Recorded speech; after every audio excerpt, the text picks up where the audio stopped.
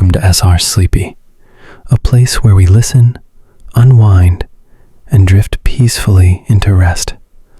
I'm your host, Thomas. Thank you sincerely for joining me tonight. This evening, we'll ease into a soft, dreamy reimagining of the timeless tale of Beauty and the Beast. It's a beautifully fitting story for a cozy autumn night to gently guide you toward deep sleep. But before we start, let's take a moment to truly settle in. Let any lingering tension in your body or thoughts softly dissolve. Make yourself fully comfortable. And as your body becomes still, allow your breathing to stretch, especially with each exhale. Bring as much of your attention as you can to your breathing. Let the gentle rhythm of air become a calming, mindful companion. Whenever I speak to you before our bedtime stories, I try to share what I myself would need to hear if I were settling into sleep with this show. For much of my life, falling asleep wasn't always easy. Even now, I have occasional restless nights, but I've learned gradually to stay calm and not let it trouble me too much. Yes, a sleepless night can make the following day a little more difficult, but allowing that anxiety to build only delays sleep further. So while you're listening tonight, remember, you can use your breath to soften any stress or tension. It's a gentle but powerful way to calm your nerves and guide your body toward restful sleep.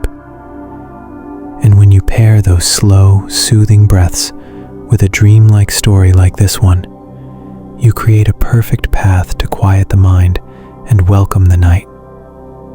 This is a story as old as time. So now, let us step gently into the magical world of Beauty and the Beast. Once, there lived a merchant named Laurent who had risked his entire fortune on a fleet of ships at sea, but all of them were lost in the ocean's depths. As a widower, he did not have to face the sorrowful task of breaking the news to a spouse. Yet, he had 6 children who had become used to lives of comfort. When whispers spread that the family was ruined and creditors came calling, most of the children were devastated. Weeks passed. Still, no ships came to port. One by one, Laurent had to sell their fine furniture, their carriage, and even the expensive dresses and jewelry belonging to his daughters. Eventually, they had to abandon their grand house and moved to a modest cottage on the edge of town. Laurent often traveled in search of business partners who might help him start again. In his absence, the children, 3 sons and 3 daughters, were left to manage the home. Despite being nearly grown, the 3 boys and 2 eldest girls lacked practical knowledge. They had been raised on leisure and books, never having to do household work. Only the youngest, Camille, stepped forward to help. Maybe it was her youth, or simply her gentle and steady nature. Whatever it was, she became the one to keep the household running. She was the only one who earned the goodwill of the villagers, while the others distanced themselves and refused to adapt. Camille, on the other hand, asked the locals for guidance: how to bake, sew, garden, and care for chickens. Though the neighbors were wary at first, they came to admire her dedication and hard work. In time, Camille became the very heart that kept her family together. While the others mourned their old lifestyle and refused to change, Camille made sure the home was clean and the table had food. Nearly 2 years later, a letter arrived for Laurent. One of his long-lost ships had been spotted at the port, and it still held much of its cargo. The family was overjoyed. The older siblings were ecstatic, declaring their village life was finally over. Camille smiled at their joy, but the news didn't stir her the same way. She had grown to love the little cottage, the warm scent of fresh bread, and the simple beauty of their garden. She was no longer the idle girl they had once known. Before he left to claim the recovered cargo, Laurent asked each child what gift they wished for from the city. The older ones wanted fine things: silk shoes with sparkling buckles, luxurious hats, velvet cloaks, and jewels. Camille stayed quiet. When her father encouraged her to speak, she replied gently, "To be honest, Father, I've always dreamed of seeing a rose. They don't grow here, and they're so rare. If you could bring me just one, any color, that would make me happy." Laurent chuckled at her modest request and promised to bring her a rose, perhaps even a necklace to match. The day he departed, Camille packed his saddlebags with care and saw him off with teary but hopeful eyes. Her siblings were indifferent. All they cared for were their future gifts. As Laurent rode into the sun-dappled forest, only Camille watched him until he vanished. She felt an odd unease, though she tried to ignore it. At the port city, Laurent's heart was full of hope. It was true he had lost much, but this single cargo ship could spark the beginning of a new business venture. He envisioned future imports, spices, silks, and foreign goods. But upon arrival, his dreams were shattered. Though the ship had indeed returned, word had already spread. His creditors acted quickly.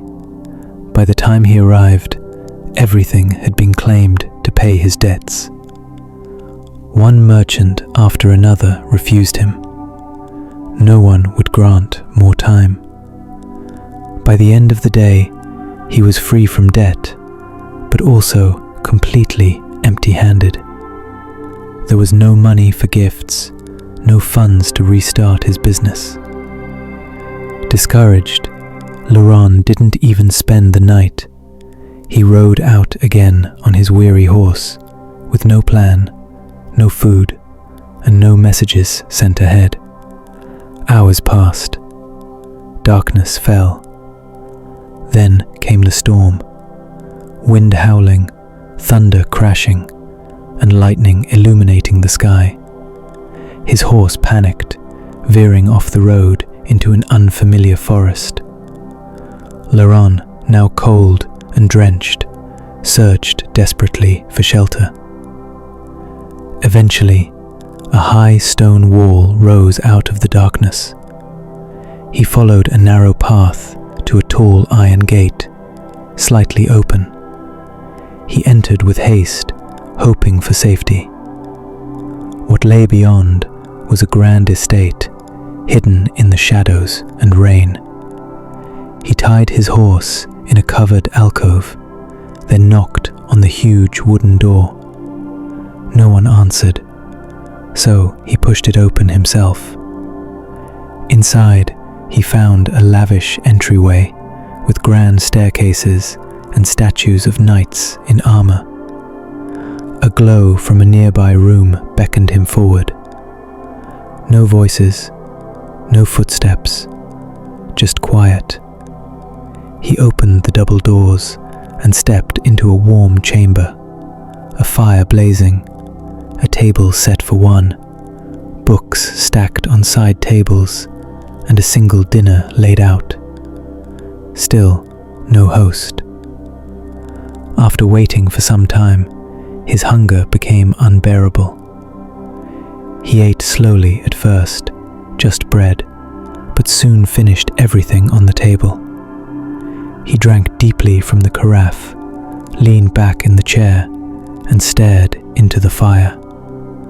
Pulling the letter about the lost ship from his pocket, he let it fall onto the table. So much hope, now gone again. Soon, he drifted into a heavy, dreamless sleep. By morning, the fire had died. The plates remained untouched. It seemed the host had never returned. Embarrassed by his intrusion, Lauren decided to leave quietly. He tiptoed through the now visible hallway, past silent suits of armor, and approached the front door. The carpets on the stairs looked dusty. The place felt long abandoned. He reached for the door handle, pulled it open slowly, and stepped out into the misty courtyard, unsure of the strange fate he was walking back into. As Laurent crossed the courtyard, he noticed how silent the morning was, a thick, quiet fog hugging the trees and muffling every sound. He reached the stable where his horse was tied, grateful to find the animal safe and calm. Just as he began to mount, he saw something that made him stop. A rose garden. It was hidden behind a low hedge just off the side of the estate. Even through the fading mist, the vibrant colors of red, pink, and gold roses stood out brilliantly. It was a breathtaking sight. He approached slowly, recalling Camille's gentle voice asking only for a single rose. Here at last was the gift he had promised his daughter. He stepped into the garden and gently bent toward one perfect blossom, a soft red rose, just beginning to bloom. Carefully, he plucked it, smiling at the thought of her delight. But in that very moment, a deep, thunderous voice rang out behind him. "How dare you steal from my garden?" Laurent turned in fright to see a towering figure emerging from the shadows. The creature was like no man he had ever seen, massive in size, cloaked in fur, with fierce eyes glowing in the morning light. He was the beast, a being of immense presence and power. Laurent trembled where he stood. I didn't mean harm," he stammered. "I came seeking shelter from the storm, and this rose, it's for my daughter." The beast growled low, his expression unreadable. "You eat from my table, sleep in my home, and now you take what is mine." Laurent fell to his knees. "Please," he begged. "I had nothing to give her. She asked only for a rose. I didn't mean to offend you." The beast paced in silence for a moment, then he spoke again, his tone still grave. "If it is your daughter you care for, then she shall pay your debt. In exchange for your life, you must send her to live here in your place." Laurent's heart sank. "No, I could never." But the beast's eyes narrowed. "It is your only choice. Go, say your farewells, send her back in your stead." He turned and disappeared into the mansion's shadows. Shaken and afraid, Laurent made his way home, the rose clutched tightly in his hand, his thoughts dark with dread. Laurent's journey back home felt longer than ever. Though the storm had passed, his mind was clouded by the heavy weight of what lay ahead. The rose he had picked, now delicate and beautiful in his hand, seemed to glow with a bittersweet presence. When he reached the cottage, his children rushed to greet him, eager for their gifts. But his face told a different story. There were no silk shoes, no velvet hats, no jewels, only one rose and a terrible burden. That evening, with his children gathered round the hearth, Laurent finally spoke. He told them about the mansion, the food, the fire, and the mysterious beast who had shown him both shelter and fury. He described the price he must now pay, either his own life or the life of one of his children. Silence filled the room. The older siblings recoiled in disbelief. None offered themselves. They wept, they argued, but none stepped forward. Only Camille sat quietly. She took the rose from her father's hand, gazed at it gently, and then looked up at him. "If my life can be traded for yours," she said softly, "then let me go." Laurent shook his head. "No, Camille, I could never ask that of you." "You're not asking," she replied. "I'm choosing." Her voice, though calm, carried a strength none of them had seen before. She had long been the heart of the family. Now she would be their courage, too. The next morning, Camille prepared to leave. She packed only a few belongings and kissed each of her siblings goodbye. Laurent rode with her in silence, his heart breaking with every mile.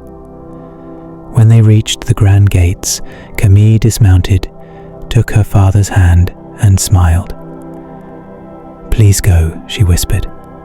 "I'll be all right." Tears in his eyes, Laurent turned away and rode back down the path, his figure slowly disappearing into the trees. Camille stood before the towering gates and stepped into the unknown. Inside, the mansion was quiet. She expected to see the beast, but no one greeted her. Then, a voice echoed from the shadows. "You are brave to come." The beast emerged, tall, imposing, but his eyes, there was something sad and gentle in them. "I did not want to frighten your father," he said, "but I cannot let theft go unpunished." Camille nodded calmly. "I understand. I'm here now. Do with me as you wish." But to her surprise, the beast did not lock her away, nor treat her cruelly. Instead, he showed her to a beautiful room with books, warm light, and a view of a garden beyond. "You may go wherever you like," he said. "You are not a prisoner." Every evening they would dine together. He would ask her questions about her day, about her thoughts, about her dreams. And though he still appeared fierce, Camille saw through the surface. There was kindness in him, loneliness, and hope. Days turned into weeks. Camille walked the halls of the castle, exploring libraries filled with stories, gardens blooming with magic, and rooms that seemed to change just for her. She began to look forward to dinner each night. The beast listened so carefully to her stories. Sometimes he even laughed, a sound like distant thunder softening into a breeze. Still, each night as their meal ended, he would ask her the same question. "Camille, will you marry me?" And each time Camille would reply with a kind smile, "I'm sorry, not yet." She was not afraid of him, but her heart was not ready. And the beast, though disappointed, never forced her. "I only ask," he would say, "because I wish to break the curse." He never explained what the curse was, but Camille felt it in the air, in the quiet halls, in the sadness behind his eyes. The beast did not lock her away, nor treat her cruelly.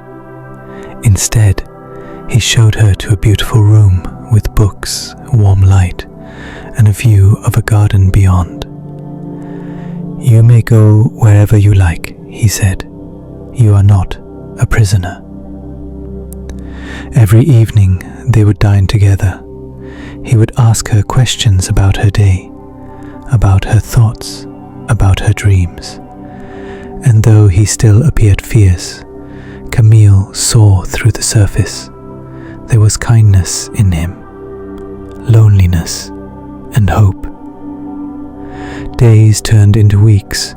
Camille walked the halls of the castle, exploring libraries filled with stories, gardens blooming with magic, and rooms that seemed to change just for her. She began to look forward to dinner each night.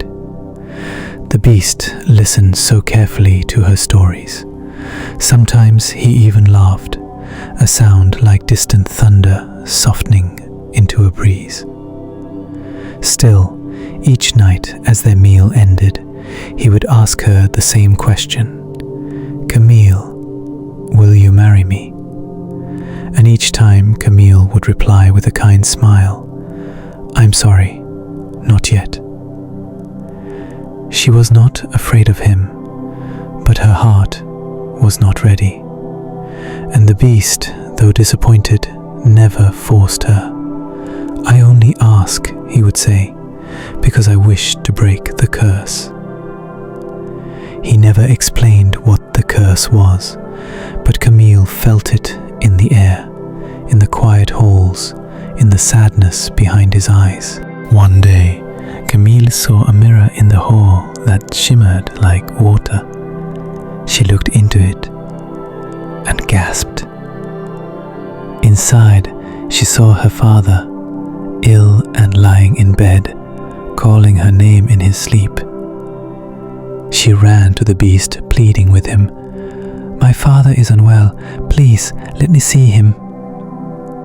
The beast nodded. "You may go to him, but promise me, Camille, you will return in 7 days." She promised. That evening, the beast gave her a ring. "Place this on your finger. When the time comes, you can return by simply wishing it." Camille returned home and nursed her father back to health. Her siblings were stunned by her grace and perhaps a little guilty for not stepping forward like she had. As the 7th day approached, Camille felt torn. She missed the castle, missed the quiet, missed him.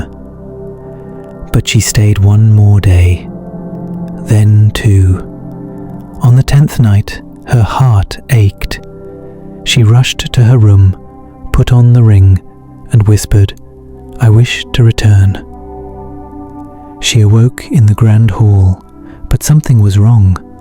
The castle was quiet, too quiet. She ran through the corridors and found the beast lying in the garden, his breath faint. "I thought you were never coming back," he whispered. Camille fell to her knees, her tears landing on his hand. "I'm here. I'm so sorry. I didn't realize until I left how much I cared for you." She leaned forward and kissed his brow. In that moment, the garden shimmered with light. A wind swept through the trees, and the air filled with warmth. Before her eyes, the beast began to change, his fur fading, his claws retreating, until a man stood in his place, gentle, noble, and smiling at her with gratitude. The curse had broken. He had once been a prince, transformed by a spell that only love could undo. Camille had not fallen for beauty, but for kindness, truth, and heart. And in return, the castle bloomed again with light, the silence lifted, and joy returned to every corner. They were married in the blooming rose garden, with Camille's family in attendance. Even her siblings began to change, inspired by her love and strength. And as the stars sparkled above the castle that night, a new chapter began, one born from bravery, compassion, and a single rose.